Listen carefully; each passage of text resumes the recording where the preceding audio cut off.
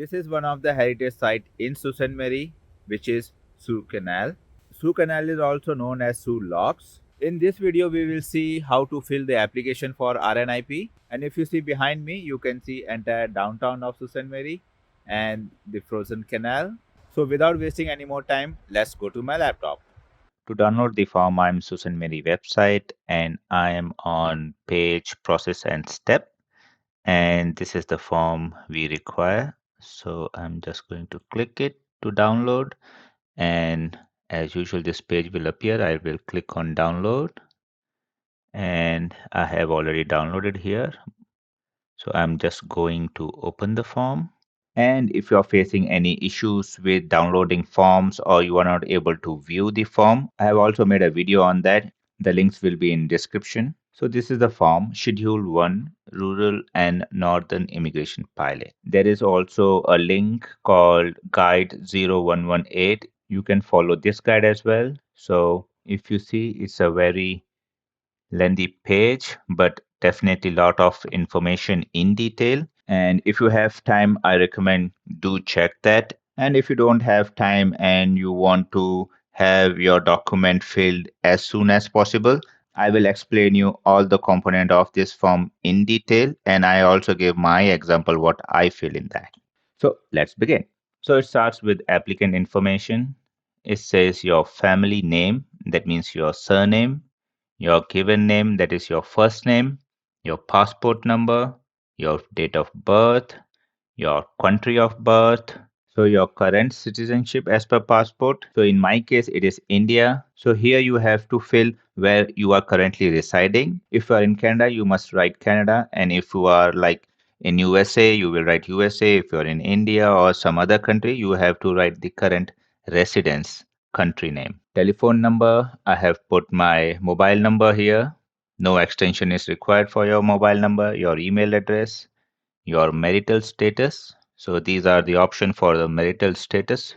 So you can select what is applicable to you. In my case, it was married. And here you have to put how many number of family members are accompanying with you. So for me, it was 2 members, my wife and my daughter. You don't have to include yourself. Here you have to put your current address, which is related to your country of residence. So I'm in Canada, so I have put my Canadian address here. Second topic is offer of employment. So first one is your company name or employer name, their contact details, their mailing address, province, country, postal code, email address, website if they have. And here you have to provide the physical job location. If the address is not same as above, you have to fill this. Otherwise, you can leave it blank. In my case, I left it blank because I'm working at the same location. You have to put job title same as what is mentioned in your offer letter. And you have to mention knock code where you are going to apply and where this job title fits.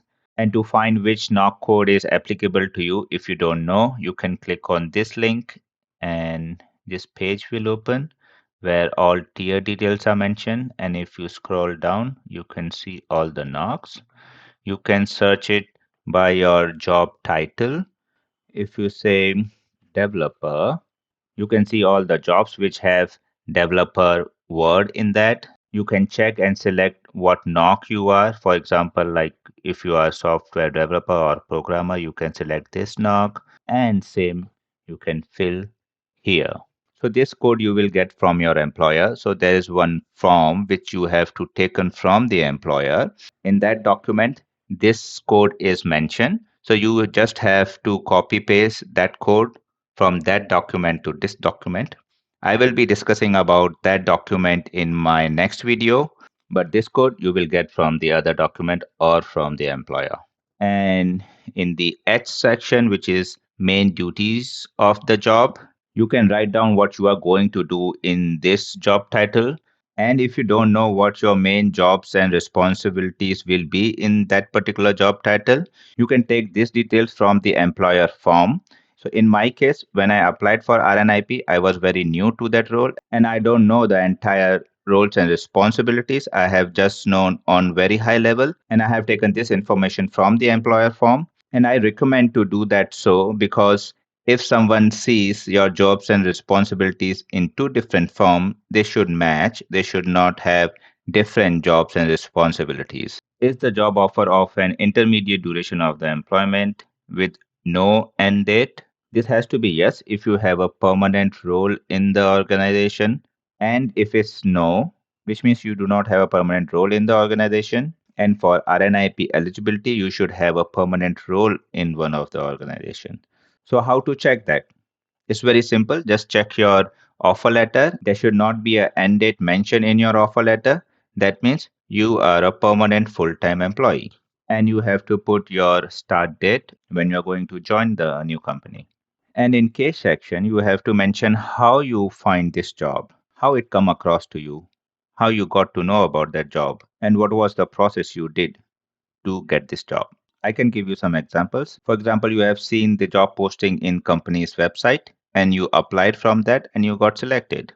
Or maybe you have seen job posting on Indeed or Monster. So you can mention that. If someone has referred to you for that position, you can also mention that. Next is, did you meet with the employer prior to being offered the job? You can select yes, in person, remotely, or no. In my case, it was no, so I have selected no, but you can select what is applicable to you. Next is language proficiency results. So I have given IELTS exam for that. So you have to mention IELTS if you have given IELTS. And if you have taken French or other tests, you can mention the name of the test. Here you have to mention date when results are announced. And here you have to mention when you have taken the exam. And here you have to mention individual scores. And now we will see work experience. So if you see the first point here, so it says if you are an international student and exempt from the work experience requirement. If you don't know what is this, just check out my previous video. I have explained in detail what is this. If it is yes, then you don't have to fill your work experience details here. And if it is no, you have to mention all the work experience, what you did in last 3 years, and you have to provide proof. And considering if you have selected no, you have to fill the duration, like from date, to date, employer name, address, job title, and knock code of that particular job. It might be different what you are currently applying for. For example, you have a jobs here saying like a developer and you have past experience in testing, you can mention that, and both have different knock codes. And your main jobs and responsibilities. And also you have to give reference name from that particular organization, email address, and their contact number. And if you have more than one job in last 3 years, you can click plus here and same details will be appear. So you can add how many you want to add. And if you want to remove, just click on this minus sign. It will be gone. And make sure that you don't have to fill your entire work experience. You have to fill for 3 years.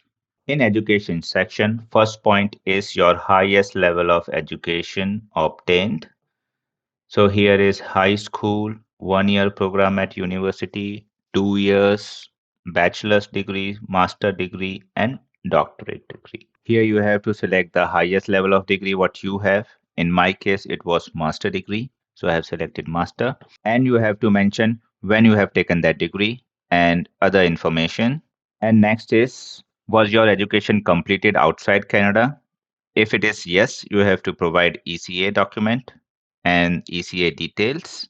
If no, then you don't have to put these details. And if you don't know what is ECA, I have explained in my previous video. Do check out that if you have not seen. We are almost end of the document. So 6th point is settlement funds. This point says that you are aware of how much settlement fund you require if you are not working at present. And you have to say yes because you have seen my video, so you cannot say you don't know. And if you want to know what settlement amount is, you can check my previous video. I have explained in detail, or you can click on this link. it will redirect to one of the IRCC page where you can see the amount, but you have to say yes here.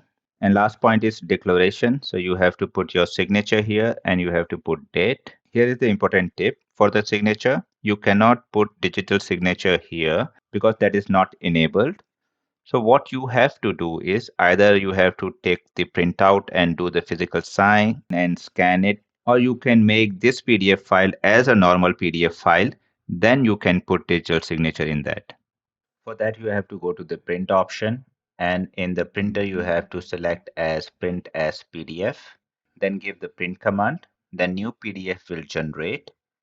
And in that new PDF, you have to open and you can put your signature in that.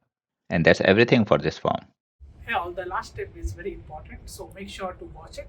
So make sure to subscribe to Pushpendra Singh and put the notification, enable the notification to all, so that you can get the videos, latest videos, and regarding RNIP and Suicide. Thank you.